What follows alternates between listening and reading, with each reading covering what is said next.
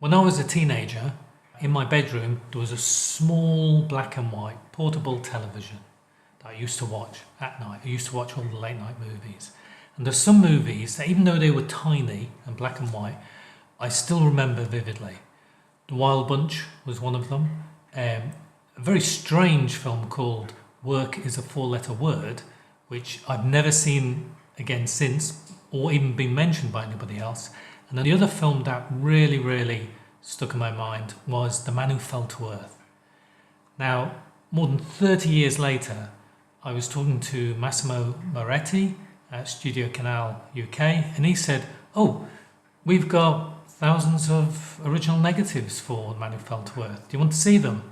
I said, "Yes, please." And then he said, "They're at Pinewood. You should go." So before we went to Pinewood, he said, "Talk to the photographer, David James." So I rang up David James, and he said, "Oh, I'm going to Pinewood as well to shoot Star Wars. I can meet you there." So I had 2 great days with David James and with Massimo, going through all the original negatives for The Man Who Fell to Earth, and this book is the result.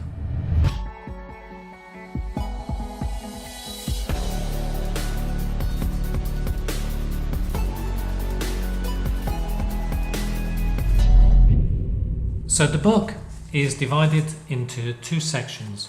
The front section is a photographic story of the whole movie in plot order, and then the second part is an essay by me in English, German and French, with all behind the scenes photographs of David Bowie and director Nic Roeg and everybody else working on the movie. So while we were looking through all these original negatives, David James was telling me about how the filming progressed. He said that the crew were all British crew working in New Mexico, and the way they got there was that they each individually went to the embassy, American embassy, and they all got tourist visas so that they could go individually across to America to film there, because it was a non-union shoot.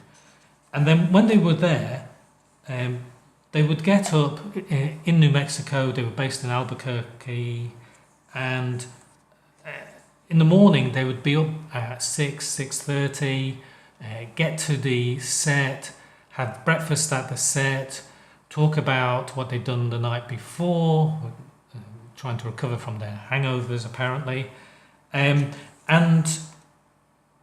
it was there that Nic Roeg and his cinematographer Anthony Richmond, they would have a look at the set. They would, they would work out what were the best places to film, what angles, etc. Then they would rehearse with the actors, David Bowie, Candy Clark, Rip Torn, and then after they'd discussed the script and what they were doing, what their actions, how they were going to move, it's then that they would block out the scene. That is, decide where to put the cameras and what angles to shoot.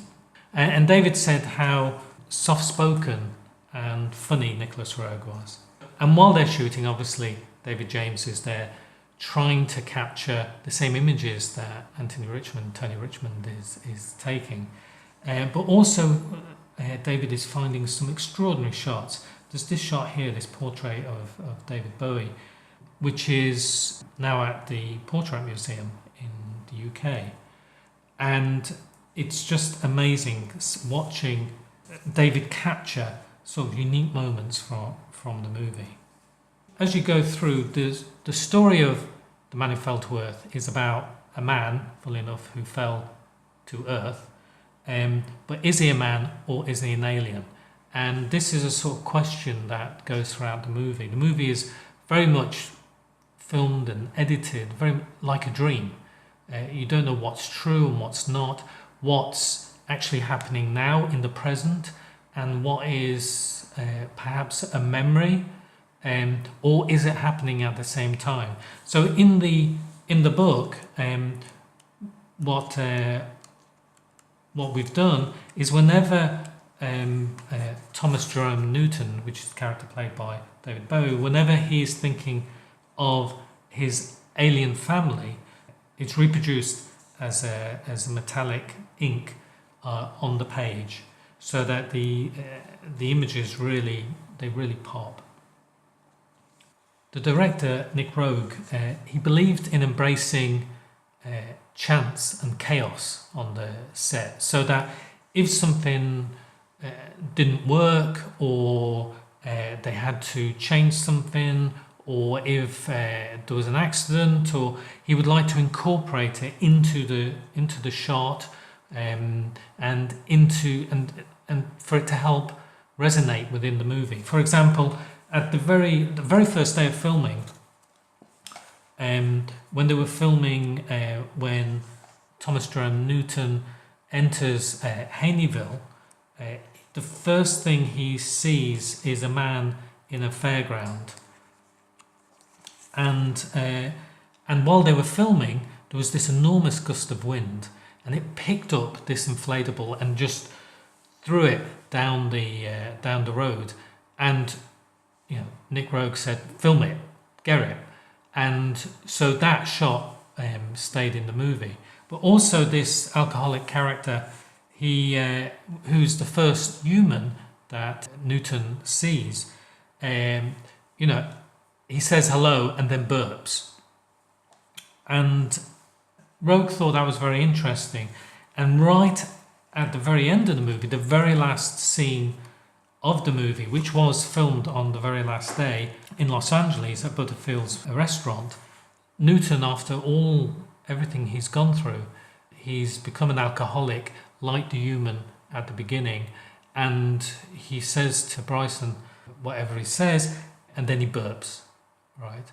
So the implication is that Newton is no longer an alien, he's no longer a visitor, he's become human. For such a serious movie, they had a lot of fun on set. As you can see in the pictures, David Bowie's laughing. Everybody seems to be having a lot of fun. And David James said that Rip Torn, who's a very keen angler, would teach them how to fish crayfish in the lake, and they would put it in a pot and boil it and eat it, him and the crew. David also talked about they were staying at the Hilton in Albuquerque, and Fats Domino came to perform there, and David Bowie was there front and center. He loved Blueberry Hill. That was one of his songs growing up that he adored. So he was taking this all in, and at the end of the performance, Bowie goes up backstage to try and to meet one of his heroes, Fats Domino, but he couldn't get in. He was refused entry. So David Bowie ended up drunk in a coffee bar, dancing on the tables, and the waitresses are telling him, get off, we'll call the police. And David Bowie is going, call the police. So there was a lot of fun and a lot of hijinks while they were filming. As well as all these great photos in this book, Man Who Fell to Earth, there is also this I want to tell you about, which is a 4K restoration made by Studiocanal. This is a brilliant package. You've got a box, they've got a book, and there are a lot of extras in this. So we've got, let's see, this is a reproduction of the marketing booklet, the press booklet that was sent out. Here we've got a poster.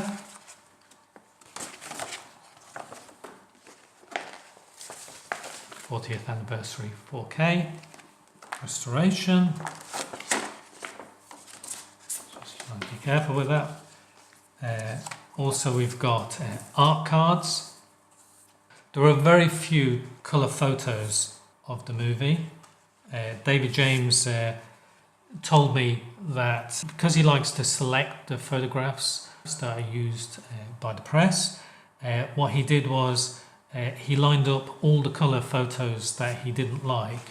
He put them in a pile, all the slides, then he put a scissors through it so that they couldn't be used. So that's why there are only a few colour images, very nice colour images from the movie.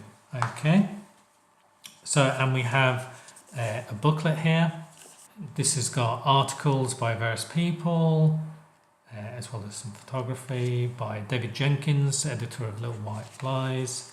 And then we've got the discs themselves. We've got a Blu-ray of the 4K restoration. We've got a DVD version, and then we've got discs 3 and 4.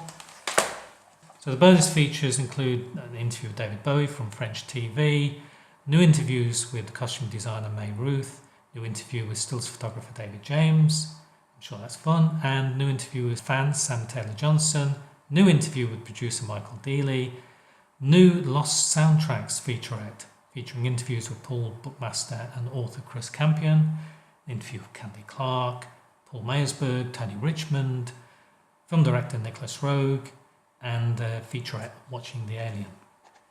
So also in here is an exclusive John Phillips CD, and this includes music put together by John Phillips, which was not used in the movie. When I first saw the film as a teenager, I was mesmerised by it. I was mesmerised by the way it was told, with the overlapping images, by the circular, elliptical story, by the characters, by the not quite understanding what was going on. And also I was haunted by the fact that this is a story of an alien who comes to Earth in order to save his own planet, but he fails. And I think this was the biggest thing about the movie in later life, that I realised that people fail.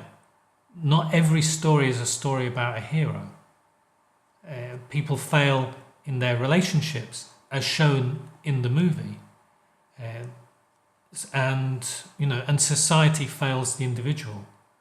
So these are all themes and ideas within the movie, which I found fascinating then, even though I didn't quite understand it.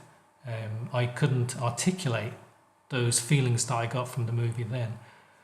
But now I've come to understand it a lot more. So even though this is a film about failure, I think the film itself is a tremendous success.